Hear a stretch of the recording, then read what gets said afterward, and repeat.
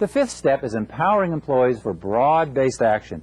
Acceptance and participation by employees at all levels is necessary for success. In order to empower employees, traditional barriers to changes must be addressed and removed. Now, jobs will need to be redefined. Employees must be given the tools and the opportunity necessary to function effectively. Training will be needed. New incentives will have to be created that support cooperation and innovation. Hiring, orientation, compensation, performance appraisal, promotions, and other human resource systems will have to be aligned to support the Internet initiative. The sixth of the eight-step project is generating short-term wins. The complexity of the process of developing an effective Internet process is always underestimated. The length of time before an organization is actually ready to interact online with its clients, citizens, or students always exceeds expectations. A short-term win, that is, completion of a visible product that can be accomplished within 6 months, is often important to sustain interest and support in a long-term Internet strategy. A short-term win can be the opening of a demonstration site or a prototype. It can be a non-interactive advertisement of the organization's goals and services. Many consultants recommend that rather than attempting a perfect first entry, that the Internet site be seen as an experiment to be implemented quickly and reasonably cheaply, and then modified aggressively based on market feedback. The seventh step is consolidating gains and producing more change. The Internet presence can be rolled out in discrete phases with relatively short timelines. Each of these brief project phases should add a specific feature that is likely to produce measurable benefits. If the project phases actually achieve the anticipated benefits, then management will feel much more comfortable about continuing to fund the project. The team should start with project phases that are most likely to generate big results quickly, so as to sustain enthusiasm for the project. Large organizations have interdependent systems. Change in one area of a division inevitably has an impact on another. More change is often called for as the repercussions of the Internet presence are felt throughout the organization. Internet strategies involve making fundamental changes in the way the company works. The change can happen only if the CEO drives the different functions to work together to achieve the objectives.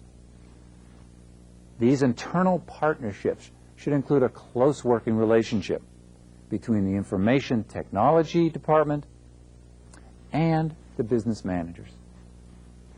The last or eighth phase of this process is anchoring new approaches in the culture. If the organizational structures and work behaviors have been changed in previous stages to support the new Internet presence, the culture of the organization will begin to change also. The changes in culture, that is, in the values and norms of the organization, can be far-reaching. The organizations itself may become more oriented to their clients, more oriented to their citizens, more oriented to their students. Employees will be more empowered. Decisions may be made more quickly. A new openness and candidness may develop. The organization may become more risk-tolerant rather than risk-aversive. This way of doing business will, in fact, become the accepted norm throughout the organization. Well, so far we've been assuming that the e-services or business will grow out of an existing organization or institution. Of course, many e-net ventures are begun by a small group of passionate innovators who come together privately to develop their vision. The challenges for them are somewhat different. Those beginning new ventures do not have to manage the resistance to change inherent in large, established organizations. But what they must do effectively is carefully define their product or service and capture a market or community. Success in the online arena depends upon organizing and sustaining what are called virtual communities. Now, these are groups of individuals and companies scattered across the globe with a similar interest who come together at the Internet site to increase their purchasing power, as well as to exchange ideas and communicate with each other. Developing a virtual community is more than just defining a market niche in the traditional sense. Developing a virtual community involves helping users access a full range of resources and competing suppliers, as well as representing the particular needs of the virtual community to the vendors. Virtual communities involve more than just aggregating information and other kinds of resources, although they certainly do that. Virtual communities involve aggregating people, people who are drawn to the community because it provides an engaging environment in which to connect with other people based on mutual interest and need. In addition to providing goods and services, the site can include bulletin boards for interaction between members, chat sessions with experts, and a member-generated newsletter. In order to illustrate the concept of a virtual community better, I would like to present a case example. The International Technology and Training Corporation, or ITTC. The ITTC is a private company of which I am one of 8 principals. It has been developed specifically to provide commercial services over the Internet to yourselves, to the International Training Center's virtual community. Currently, the ITTC has a prototype online portal site called Integra.com. We are assessing funding proposals at this time from several different parties and hope to be open for your use very soon. Although I will show you examples of the program, we do not as yet have the staff or servers in place to support access to the site. As a commercially based venture, the principal innovators of the ITTC went directly to the leaders of the ITC virtual community, your coordinators, in order to identify services for the initial undertaking. The site would be a portal, that is a doorway by which associates could access high-quality information and services. We would not be a producer or a vendor of goods. It was immediately clear that the community was very interested in information regarding career and job opportunities, regionally and around the world. A job or career center thus became a first priority. A relationship was established with the largest Hispanic job placement Internet site in the United States, JobCentro. The ITTC would provide a new international presence to JobCentro. Associates will soon be able to post their resumes and search job opportunities for free, while employers can post jobs and view the associate resumes for a fee. Now, there are other sites, of course, that provide this type of placement service online. The strength and uniqueness of the ITTC is that it is based on the explicit needs of an existing virtual community. This is a community in which a relationship and trust have been established over many years. The ITC site coordinators also expressed an interest in devoting an area on the website where associates could share their own personal or organizational websites, as well as advertise their goods and services to other associates in the virtual community. The site would also serve as a link to competency-based online training in technology and information services. These would be offered through a second portal called onlinecompetence.com. This would supplement and provide follow-up to the existing programs already being offered to associates and coordinators by the video conferences. Other commercial services that will be included will be an e-store for the online sale of member goods. A third site, operational since actually 1996, called distanceeducator.com, will provide guidance and support to ITC associates in distance education policies, research, developments, and trends, and will be in the medium term a delivery vehicle for international curricula and specific courses of interest to the ITC network. The Integra site will provide a number of services to associates to enhance communication within the community. These would include free email, an associate's bulletin board for open asynchronous discussion, announcements regarding upcoming regional and global conferences and meetings, an online journal which would include short articles by associates, and an Ask the Expert bulletin board where associates can pose questions online to highly qualified individuals in the areas of technology and management. As the site develops, the organizers foresee adding other services based on feedback from the community. For instance, a business and finance section could be developed to include the latest news and business opportunities, stock market updates, and opinions of financial experts. A lifestyle section could provide links to sites specializing in travel, hobbies, health, and personal interests.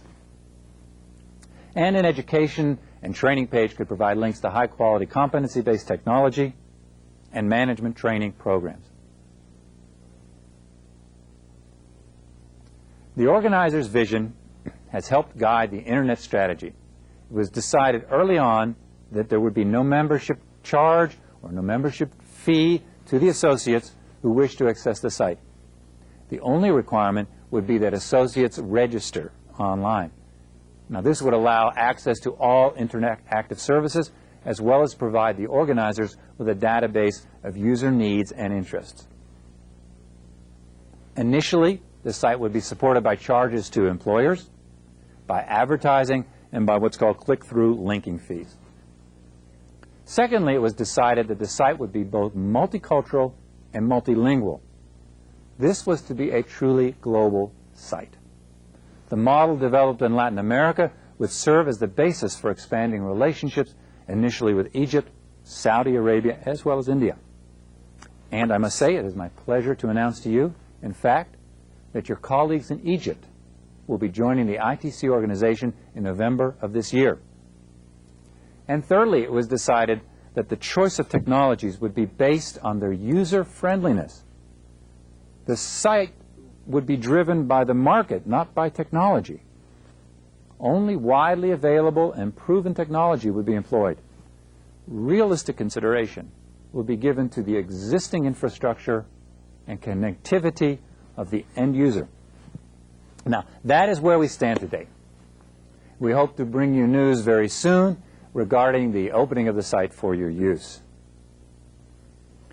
Now that I've exclaimed the values and virtues of e-commerce and e-services, let me bring you down to earth a bit with some mythology that has emerged surrounding the Internet. Myth number one. Myth number one is that we are in the midst of a technology revolution fueled by the Internet. There have been tremendous amounts of hype about the Internet. E-commerce has been called the new economy and is often hailed as being revolutionary. More realistically, it is part of an evolution. Using the language of naturalist Charles Darwin, evolution speaks to the survival of the fittest. The organization that can adapt best to the changing environment and be most competitive will survive over time. In fact, as the new economy matures, it seems to be conforming to many of the rules of the old economy, such as profit is important, good management counts, you must deal with unions, and people need pay, not just equity. Now, we probably need to take a step back to gain a little perspective. There have been other revolutions that have been drastically improved our standards of living, but in the end did not change the basic laws of economics. The National Academy of Engineering canvassed its membership on the 20 greatest technical achievements in the 20th century. You have a copy of this list in your participants' manual. Note that the Internet came in 13th.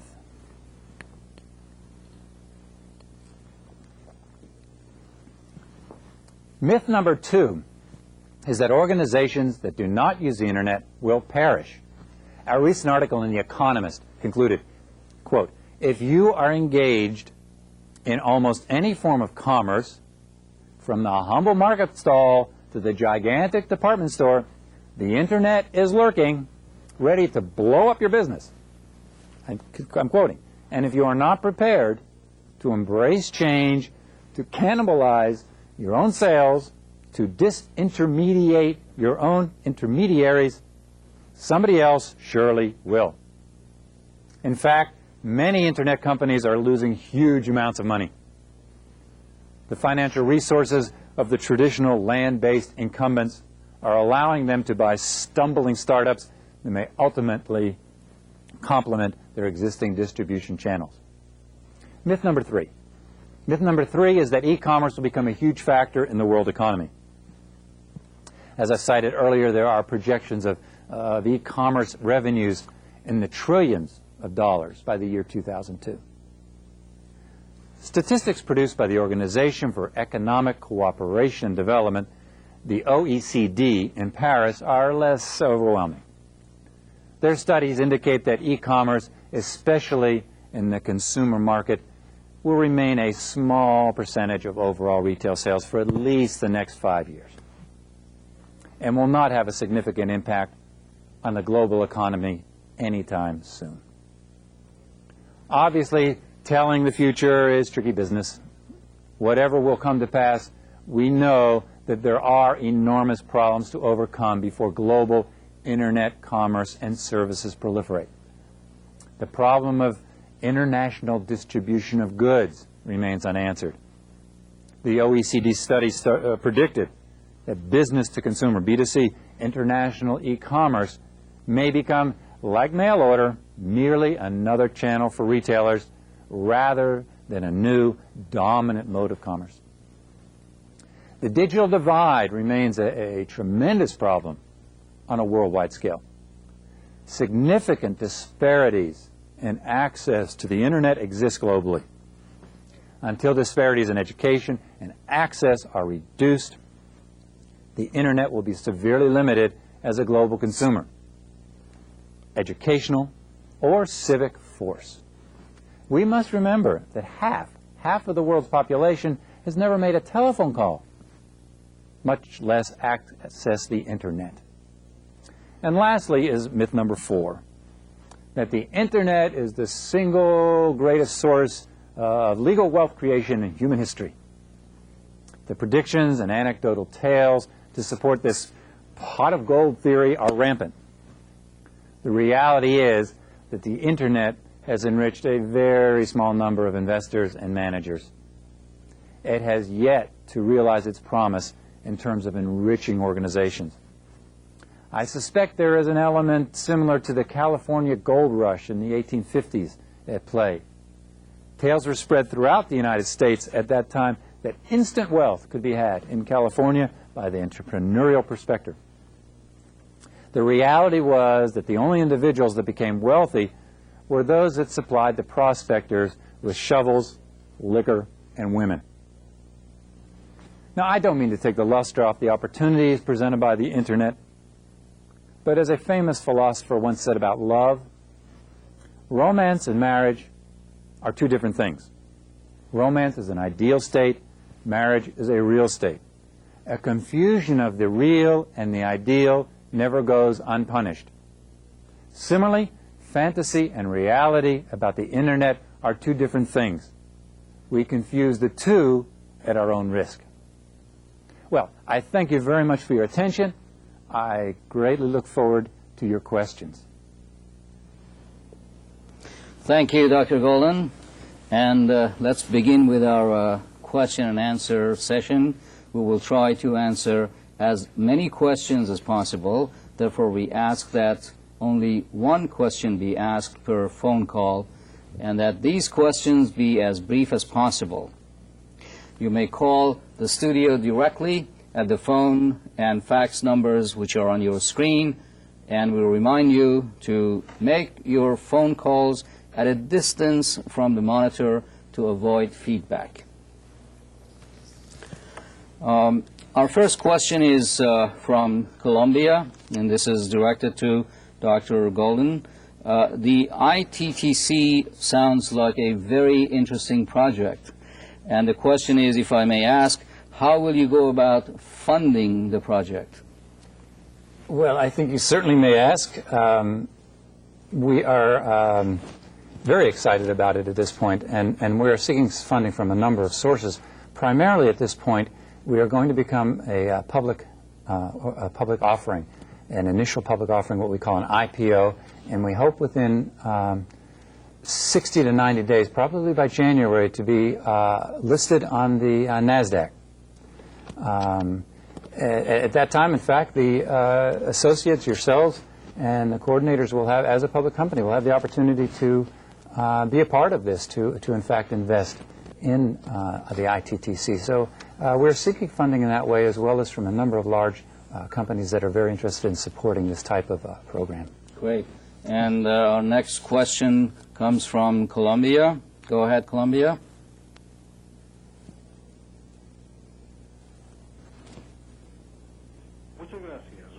Buenos días. Our question is the following.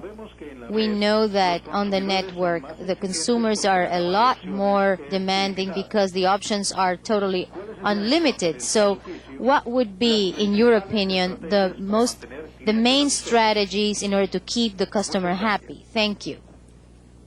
That's really an excellent question, and I think it is the question that everyone is struggling to respond. How to respond to adequately, how to satisfy the customers in such a fast-moving and competitive arena where people's attention span and where the competition is so great, where if your site is down or you don't respond with quickly and with good quality service, there are a half a dozen other sites to take your place. So I think that my opinion would be that you start small, start with a small product or a small offering, a small course if you're an educational institution, a limited number, and do it really well.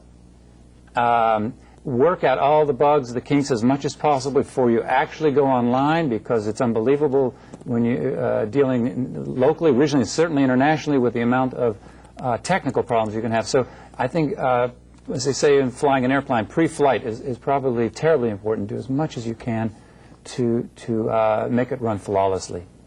Dr. Badger, any comment that you can offer? Understanding the customer's needs. So by making sure that you have a quality offering is the first step, but then maintaining that relationship with the student and the customer well enough to know what they want next and to keep that alive. Customer at the center of everything. That's part of the new economy mantra. Our next question is from La Paz, Mexico. And go ahead, please.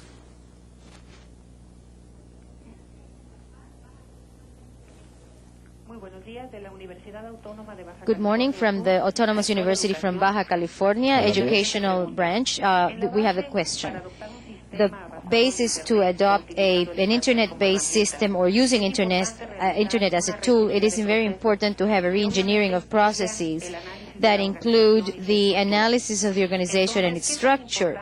So how important is to have a quality manual where the processes are specified, and how risky or how many risks do you have to face in order to use these changes in technology when you don't have a quality manual or handbook? Thank you. I think I'd like to defer to Mark. Do you want to? Well, it is something that business process reengineering is something that has caused quite a. It was in vogue. It was something that everybody needed to do, and then there were a lot of failures. And the failures often came out of the fact that people were doing it for theoretical reasons. Today, with the network, there's a concrete goal that comes at the end, which is faster processes. And you can re-engineer or redesign or reinvent or at least examine the way business is done today with knowing that you've got to be able to respond faster to the customer needs, because when something goes on the network, it has to be done quickly. The business transactions have to occur quickly, quality of service has to be there, and those things are true concrete outcomes. So it becomes less theoretical and more of a concrete manifestation to say we are going to be delivering business differently. All right, great. Our next question is also from Mexico. Go ahead, please.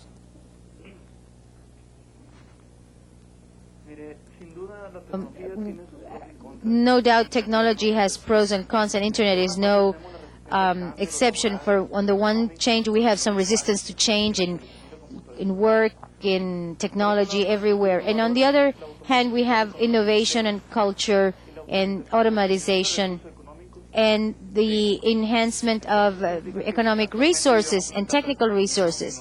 In other words, now we're entering consumerism, technological consumerism. So my question to you is, what do you think about the war of processors? In other words, that we are forced to switching new computers every time because the technology is revolutionizing everything, and so with this discarding all these equipment, and because they don't change certain parts of it, but they change the whole thing, and so that means that wealthy people become wealthier because we're forced to buying these equipment that are throwing away the obsolete ones and buying things that are completely new. Well, it's a large question because you hit on a number of points. And number one is that we are, in many ways, in the beginning phases. And yes, indeed, the issue of different word processing, different computers, different technology is rampant. And you will find, I'm sure it's your experience in your own institution, you go from one office to the next, they're using a different type of computer and different software. Hopefully, there will be more in the future, more the ability of to use different kinds of software in the same computer and so on.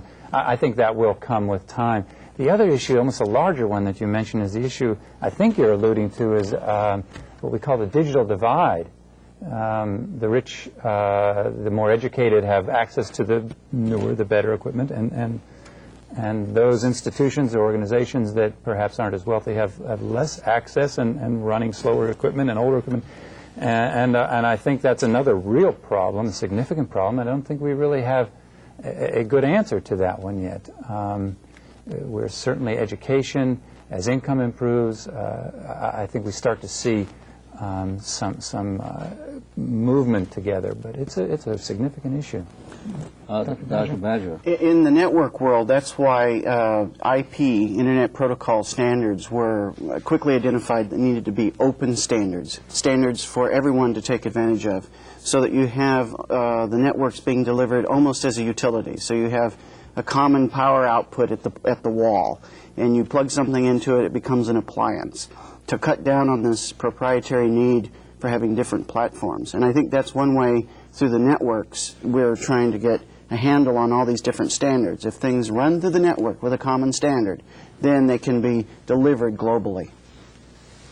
Our next question comes from the Dominican Republic, from Santo Domingo. Go ahead, please. Buenos días. I would like to mention security. Security that you could offer us in our purchases as well as in deliveries. Because as we know, email, we know that it is safe or secure, but many people, what is your plan for the user, so that they understand that this is secure, that it is safe to do business over the internet and over email? Question of security on the internet. I'll jump in. It's another excellent question, and something we're wrestling with all of the time: how to provide secure commerce over the internet. And honestly, I don't know if this is exactly what you're asking too, but a larger question is how to protect information that is stored. And if you are at a medical site or you're using medical information, for instance, that's critical that this be protected. So it's something that is aggressively being developed this time, information security as well as protecting commercial transactions. And much of it also, I think, is a attitude or a culture. In the United States, credit cards are very common, and credit card use is relatively secure in e-commerce transactions. Frankly, as secure as when you go to your local store or if you give it on a catalog sale. But a lot of it is attitude, and we're seeing that attitude change that towards trusting some of these programs. But being developed all the time. When a youngster can break into the NASA computers, well, it kind of makes us all a little concerned. For our next question.